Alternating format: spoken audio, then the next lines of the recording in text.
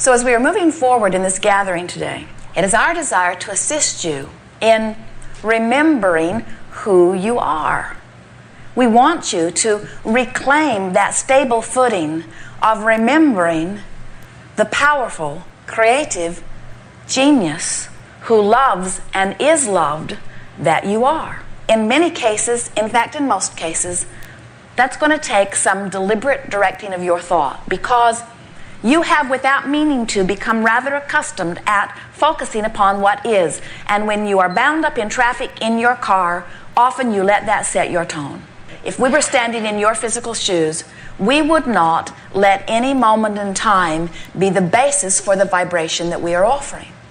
As you look only at what is, then you just keep escalating what is. And while we know that what is in your experience right now, much of it pleases you, some of it doesn't, we would like you to become more selective sifters, so that as you are looking at what is with a deliberate intent to find among what is what feels good, then what begins to happen is you begin to clean up your vibration. As you step back from the details of what you are living and you start feeling the resources that are really you, then what is in this moment or in any moment has very little to do with the ongoing vibration that is you. So when something looks like it's going wrong, you accept it as the anomaly that it is. We really want you to hear that. When something goes wrong, like if there's a sickness in your body, we want you to feel surprised about it, because it's so weird that something other than wellness would be your experience. When you feel short of money, we would like you to be sort of shocked by that. How odd that is. How odd that is, because that's not who I am. That's not the way it usually goes for me. This worry that I have about money is just weird, weird, weird, weird, weird. This is not the way it is supposed to be. We want you to practice, and we'll show you how to do it. We'll talk about it all day here today. We want you to practice the thoughts that are so matching to the clear-minded, healthy, prosperous, loving, loved being that you really are.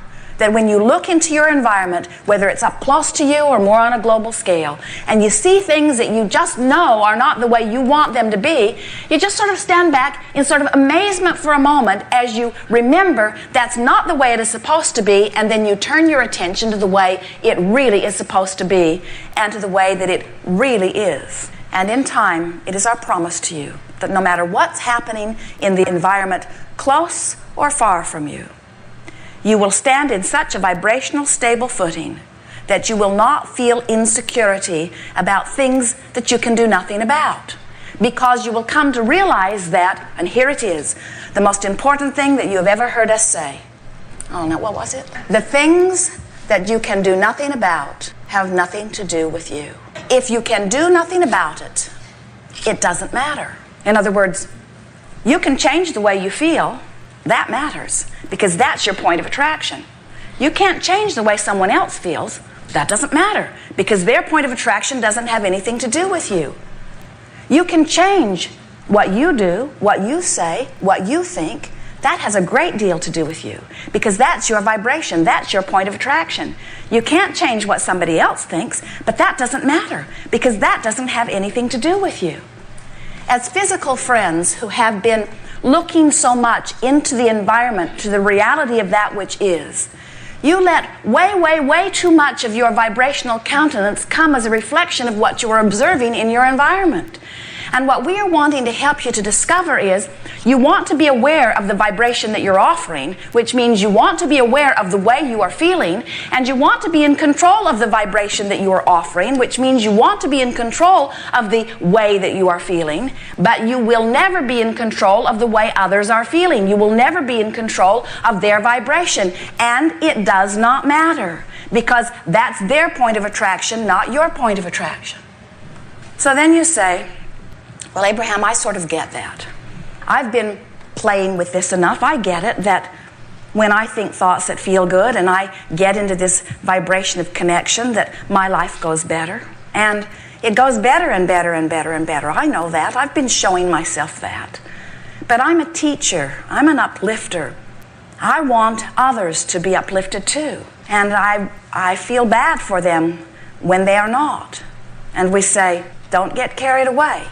with your empathizing with where someone else is. Because if you do, you will don the vibration that is theirs, and then you will suffer as they suffer. And you say, but isn't there some sort of value in that?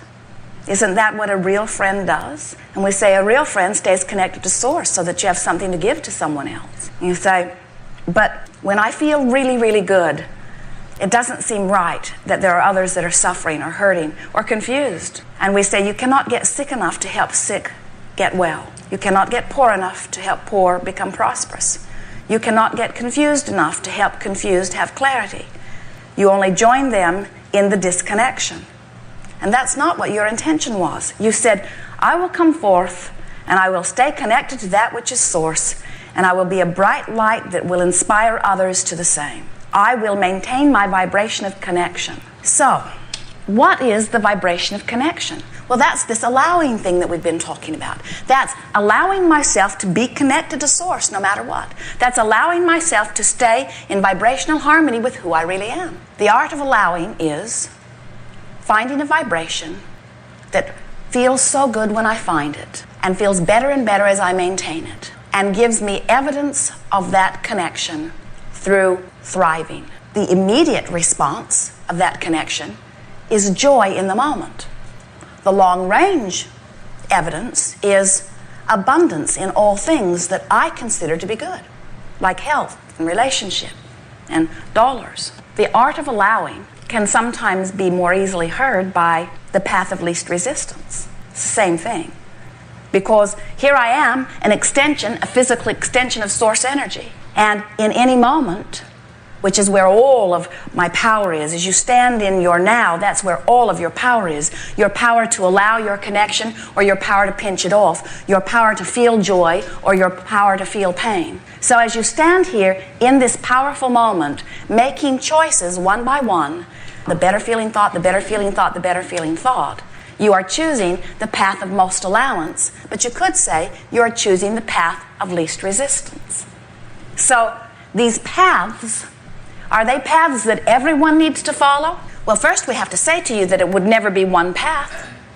The path of least resistance is the path that for you right now feels the best, which means it's the path that allows you the greatest connection with who you really are. So let's say that you've been fussing with your partner that you are driving in the car with. And what it feels to you like is at stake here is the validity of who is the wisest one. So the path of least resistance for you might feel like you would like the other one to be wrong. Might feel pretty good. I'll go the way he wants to go. And when we're lost, then he'll know. Then there will be evidence who was the smartest one. So what we want to discuss with you is why that feels good, because you gotta admit it does. It sort of feels better to be the one who's right. If the question is, am I right or wrong? Which feels better? Which feels better? I'm right or I'm wrong? I'm right. Which feels better? I'm right and he's wrong, or he's right and I'm wrong? Which feels better? I'm right, he's wrong. Which feels better? We're both right. Feels better, but can't possibly be. We disagree. How can we both be right? And it matters to me that I'm right. It matters to me that I'm right because I want to be right. I've practiced wanting to be right for a really long time. And so it seems right that it seems much more important than that I be right than that we get to where we're wanting to go. I'd rather get lost and be late than for him to be right. So what's screwy with all of this? In other words, if Abraham, you say, follow the path of least resistance, which means find the feeling that feels the best. And I got to tell you, it feels a lot better for us to get lost going his way and for my way to be the right way. And we say, we think that you might want to step back a little bit from the immediacy of this desire and see if there's another desire in there somewhere that you could find vibrational resonance with. Like, do you prefer to see value in your partner, or would you like your partner to have no value? Well, when you put it that way, I want my partner to have value. When you don't put me in competition with my partner, I would like my partner to win, Or how about this? How about if someone else joins? Now there are 3 of you in the car, and the third one you don't know very well. And when your partner says, go this way, the guy in the back seat said, that's the most stupid thing I've ever heard in my life. You're going to get her lost. And then you would say, no, he won't. In other words, you might defend him then because this person in the back seat is a stranger to you and is being abusive to your friend. So let's see if we can unravel the chaos that we have produced here for you. What we are getting at here is if you are trying to sort out the rightness and the wrongness of this and that and the other, trying to find the path of least resistance by just following what feels best in the moment without doing any real preparation of connecting to who you are first, then you're not going to be able to tell the path of least resistance from the path of most annoyance. In other words, you get out there on this sort of petty, insignificant edge where one thing feels about as bad as another, and you come away from it feeling like you have no true guidance. And then that's what makes you want to join together in groups, where the group that has the loudest voice is the group that you feel must be the most right, so that's the group you try to follow. What we're wanting to help you to rediscover as you are reaching for this art of allowing and this path of least resistance is we want you to first connect with the guidance that comes forth from within you. So let's say that morning you awakened, and even before you awakened, the night before, as you went to bed, you laid in your bed and you acknowledged the value of your life, and you, in your mind, made a list of things that you appreciate about your world, about your home, about your family, about your partner, about yourself. And you went to sleep in this soothing vibration of well-being where you just activated within yourself on purpose things that made you feel good. So your inner being joined you fully before you drifted off into slumber. And when you awakened in that similar vibration, because your vibration is always where you last left it. And so you awakened feeling rather good. And instead of bouncing out of bed and feeling resistant about the day, again, you laid there and felt appreciation and deliberately connected with the energy of your source. And you went through a sort of short list of things that are easy to appreciate. And high on the list is this person that you spend so much of your life with. And so you thought about things and you looked for positive aspects and you gave mental compliments even though the person is not within earshot. You laid there feeling good and you got yourself in vibrational alignment with who you are. And then, as you moved into your day, your timing was particularly good. And as you got into your automobile and you made your motion into traffic, you found the traffic to be like it usually is. In other words, it didn't evaporate. There was no miraculous missing traffic. But the traffic that was there seemed to be flowing, and your entrance into it was good, and you felt very good. You feel good about life. You feel good about where you're going. You feel good about your mate. And you say, I think I will go this way today. And your mate says, oh really? You know, I was thinking maybe we should go this way.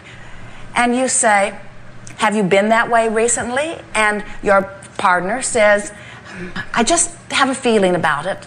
I don't know. Why don't you try it? And you say, what do we have to lose? So you're not resisting it, so you don't get all disconnected. And even though your partner was not as well aligned as you are and didn't have the best idea in the world, you didn't resist it and you went that way, and traffic did not open in the way your partner thought it would. But it's no skin off your nose. You have plenty of time. You're in love with life. You're in love with this person. It's not the end of the world. You laugh about it. You say, that's the last time I let you choose the way that we go. But it does not become this big life or death issue, and because you stay in alignment, all of a sudden you discover, the two of you discover, something that neither one of you knew before. In your lack of resistance and in two minds cooperating together, you devise a plan that neither one of you could have found by yourself. You're tuned in, tapped in, turned on. You have broader connection. Your partner is too. You're both connected to Source. Source is feeding both of you. New ideas are flowing. And you end up having a very delightful new adventure on a path that you have not been on before, having exposure to experiences that you would not have had before, and your life does not melt down to be an in-the-moment constant competition about who's right and who's wrong.